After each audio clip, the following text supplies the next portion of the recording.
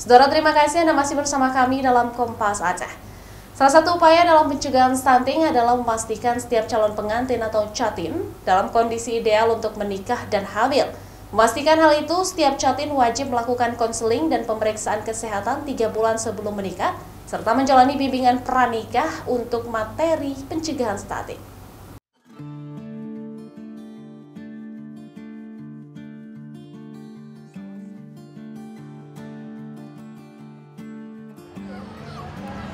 Ya saudara, menikah adalah dambaan bagi semua orang. Namun pernikahan itu perlu untuk direncanakan secara baik dan matang. Salah satunya adalah merencanakan pemeriksaan kesehatan bagi seorang calon pengantin. Kenapa? Karena pemeriksaan kesehatan sangat diperlukan untuk bisa mengetahui bagaimana kesehatan bagi calon ibu maupun calon ayah nanti. Nah, bagaimanakah pemeriksaan kesehatan ini sangat perlu untuk catin agar tidak melahirkan anak-anak yang berisiko stunting? Berikut liputannya untuk Anda.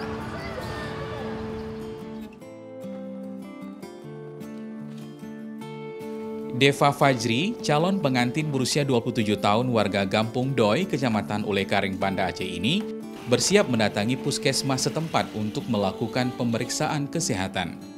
Didampingi tim pendamping keluarga, Deva menjalani pemeriksaan kadar hemoglobin atau HB untuk mengetahui kondisi anemia dan pemeriksaan antropometri, yaitu tinggi badan, berat badan, dan lingkar lengan atas.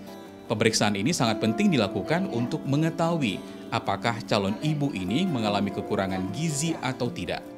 Deva juga melakukan suntik imunisasi tetanus.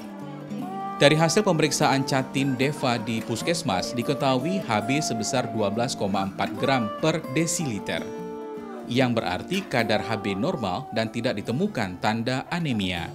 Berat badan 54 kg dengan tinggi badan 158 cm, dengan lingkar lengan atas 28,5 cm, yang artinya normal dan tidak terjadi kekurangan energi kronis. Deva juga diberikan asupan zat besi lewat tablet penambah darah untuk mencegah anemia. Jadi kita sebelum menikah tuh sebagai perempuan nih, kita harus tahu dulu kesehatan kita gimana. Salah satunya kita harus cek HB untuk lingkar lengan, cek darah, gula darah, segala macam, suntik TT juga, agar kita tahu untuk bisa jaga kesehatan kita, terus bisa menghasilkan insya Allah tidak inginnya anaknya sehat, tercegah dari stunting. Jadi hal itu, tahapan-tahapan ini perlu untuk dilakukan kita sebelum menjadi seorang ibu dan sebelum menjadi seorang pengantin lah.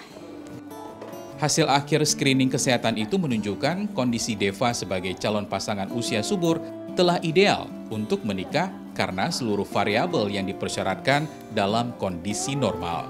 Sementara untuk catin laki-laki dikategorikan ideal apabila usia minimal 25 tahun dan tidak merokok atau tidak terpapar asap rokok. Alhamdulillah semuanya bagus sih, normal, dari HB-nya bagus, dari tensinya juga bagus, dari HIV segala macam, hepatitisnya juga bagus.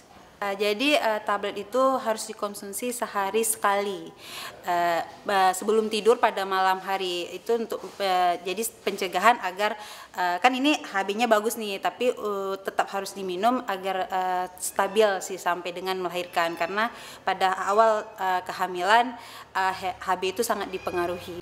Tim pendamping keluarga yang mendampingi Deva selama pemeriksaan kesehatan juga memantau proses dan hasilnya.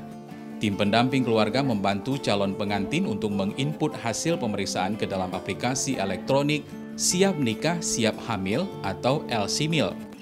Hasil tersebut kemudian digunakan sebagai bukti atau syarat untuk pendaftaran pernikahan ke kantor urusan agama setempat.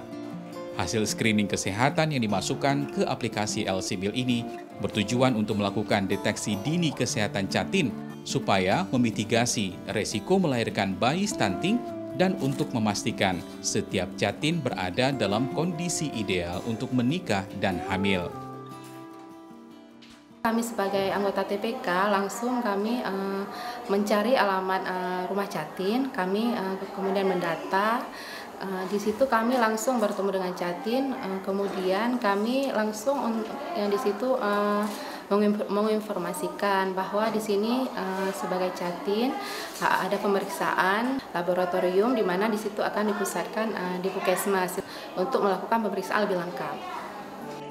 Pasangan calon pengantin yang telah mendaftar ke KUA selanjutnya akan mendapatkan bimbingan pernikahan untuk penguatan dan kesejahteraan keluarga. Di dalamnya, personil Satuan Tugas Percepatan Penurunan Stunting memberikan materi tentang pencegahan stunting kepada seluruh pasangan calon pengantin. Terkait materi, kita memberikan tentang apa itu yang dimaksud dengan stunting dan apakah faktor-faktor penyebab stunting dan apa saja yang bisa ditangani atau bisa dilakukan saat seorang pengantin atau seorang istri hamil, jadi dapat memberikan kesehatan yang optimal dan baik. Guna menekan angka stunting dan mencetak generasi emas Indonesia tahun 2045 nanti, BKKBN berkomitmen untuk terus berkampanye melakukan pencegahan resiko stunting, terutama untuk remaja dan calon pengantin atau pasangan usia subur yang menerima pendampingan kesehatan reproduksi dan edukasi gizi sejak 3 bulan pranikah, agar menghasilkan pasangan pengantin yang berkualitas. Apa pentingnya di 3 bulan yang harus kita jaga? Kita jaga di usia perkawinan terlalu muda, itu akan berkontribusi terhadap terjadinya melahirkan anak stunting, ya terlalu muda. Makanya ditoleransikan calon-calon pengantin itu di usia di atas 21 tahun, alat reproduksi sudah matang, terus bagaimana juga kebutuhan-kebutuhan tubuh calon si ibu itu sudah tertoleransi, ya. Yang kedua, anemi ini sangat menjadi prioritas utama yang harus kita lihat. Kita menyisir calon-calon remaja-remaja kita sekarang yang tidak memikirkan anemi itu berdampak buruk terhadap nanti kehidupan dia di masa yang akan datang. Aceh menjadi salah satu daerah di Indonesia dengan angka prevalensi yang tinggi. Data dari Satgas Percepatan Penurunan Stunting Aceh menyebutkan angka stunting Aceh mencapai 31,2%. Walaupun bukan tugas yang mudah, namun BKKBN, pemerintah, dan semua pihak di Aceh bekerja keras menurunkan angka stunting sebesar 14% pada tahun 2024 mendatang sesuai target nasional. Mustajab, Kompas TV, Banda Aceh.